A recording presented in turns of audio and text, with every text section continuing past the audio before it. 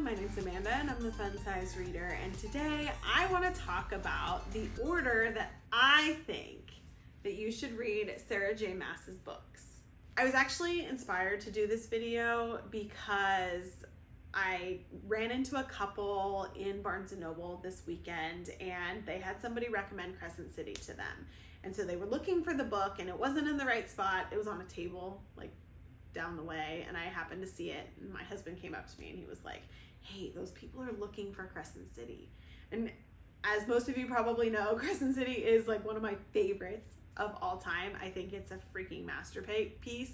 So I was like, really? So I grabbed the book and I went down and I was like, hey, I'm gonna be really creepy. I know you're looking for this, here it is.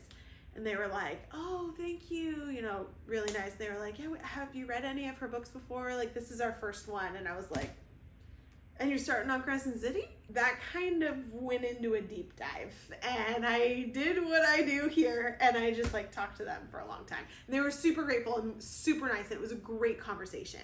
It inspired me to think of a lot of people who are into reading or who are into fantasy or whatever, they know what order to read them in.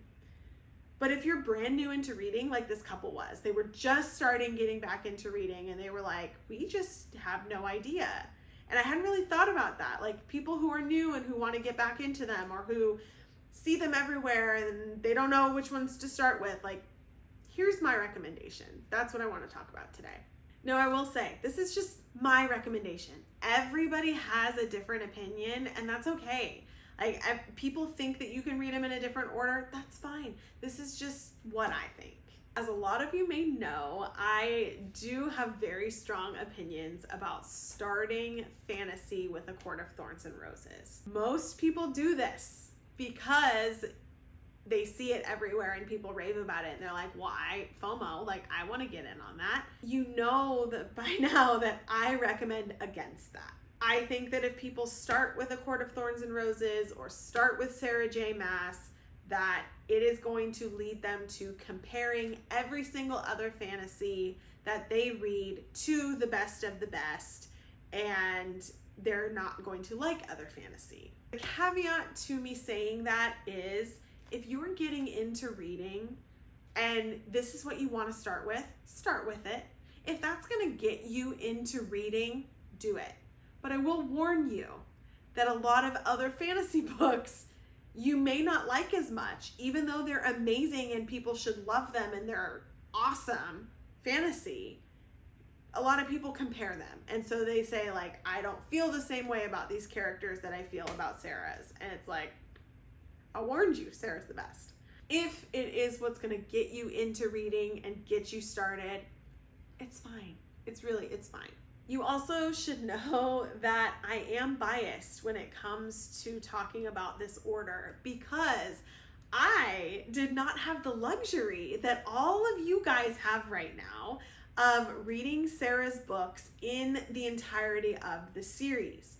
When I started reading Sarah J. Maas, this was the only one that was out, okay?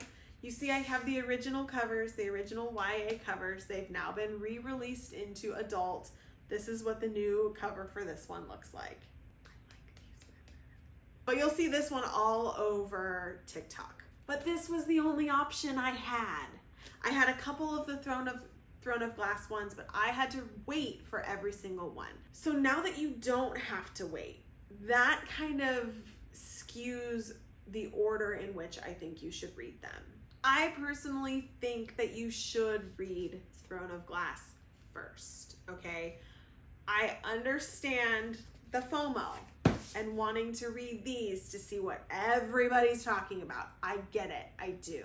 But these are so good, so good that you will compare everything to them. So my personal recommendation is reading Throne of Glass first. It's not my favorite of her 3 series. Throne of Glass is the lowest on the totem pole, but that doesn't mean that it's not still an amazing series. You'll also know that I haven't finished it yet. I still have the last 2.5 books, so don't come at me.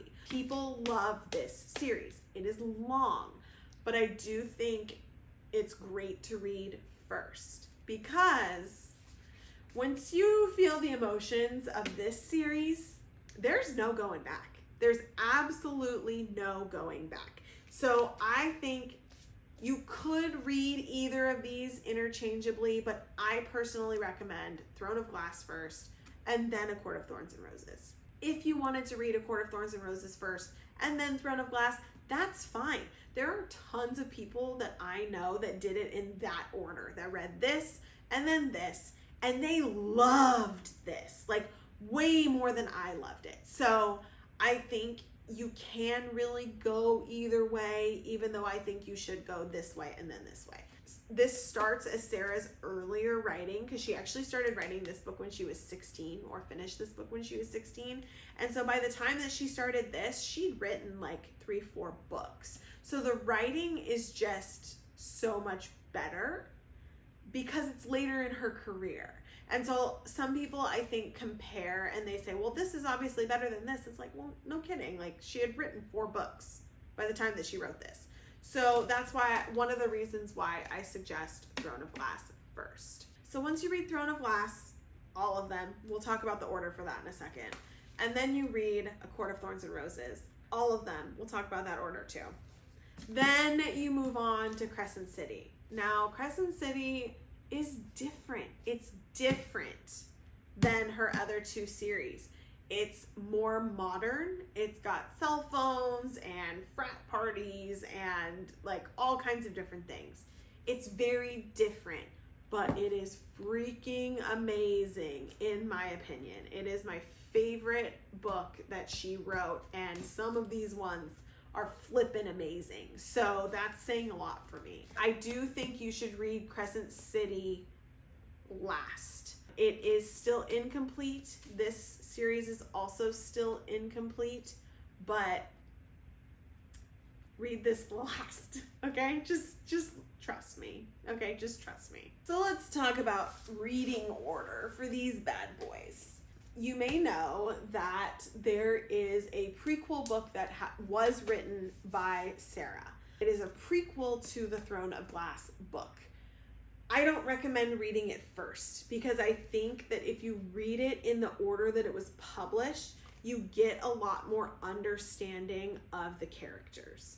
So I think that that's needed, and like there's some backstory that you get, and then the prequel kind of like explains things and makes things hit harder at other points in the series. So that's the way I think that you should do it, is in publication order, not in actual time order. So book 1 is Throne of Glass. This should be read first. Book 2 is Crown of Midnight. This should be read second. Book 3 is Heir of Fire. This should be read third. Then we jump into Assassin's Blade, which is the prequel book. It will help explain a lot of things. You'll get images that you need for later in the series, but this is the prequel and it should be read fourth. Then there's Queen of Shadows, which should be read fifth. Then Empire of Storms, which should be read sixth. This is the one that I get stuck in every single time. Every time. My bookmark's still in it, you guys. Don't come at me. Then Tower of Dawn. There are some people that say you can skip this one. It is not about the main character. It is a little bit of a side story. I can't give that expertise opinion because I haven't read it yet, so I don't know. But that's why it looks different than all the rest of them, is because it is slightly different. Then there's the last one, Kingdom of Ash, and this should obviously be read last. Next, we have the Court of Thorns and Roses series. These are gonna obviously, like I said, look different because I have the old covers, but they have a very specific, straightforward order. There's no prequel to them. So you start with A Court of Thorns and Roses, which is book 1. Then you move on to A Court of Mist and Fury, which is book 2. Then you move on to A Court of Wings and Ruin, which is book 3. Now, book 4, 3.5, I don't know what you call it. It's technically a novella. It is A Court of Frost and Starlight. A lot of people aren't a fan of this book.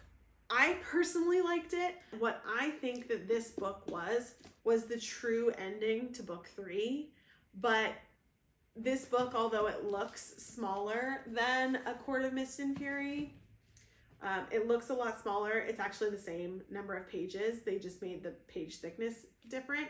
So I personally feel that this book was the true ending, but they couldn't have the book be that long and be a YA book. So they released it separately. That's what I think happened. So I think that this was good to have because it like rounded out the first complete 3 books in the series. This series is not complete, but the first wing of it is. So it was meant to be a 3-book series. Here it is, 3 books, that's what it is. We obviously have the novella that is the ending. And then the next 3-book series, like the next part of it, starts with A Court of Silver Flames, which is adult. It is adult fantasy, which is why all of them were re-released in adult, because they are for adults. They are not for children. This is the first book of the next set of 3. We don't know when the second and third set of 3 are coming out, but that's the way I think Sarah kind of had it planned, was here's this set, then this set. So this is definitely read last, and then we don't know what's coming after that. But after you finish this one, then you can start Crescent City. And Crescent City at this point only has 2 books. It takes her about 2 years to write them, so we just got the second book this year in 2022, so it's going to be a little bit before we will get the next one. Crescent City 1 is red, Crescent City 2 is blue. House of Earth and Blood is the first, and House of Sky and Breath is the second. I think it is imperative that you read this series last. It's essentially, my whole video of recommendations is essentially her publication order.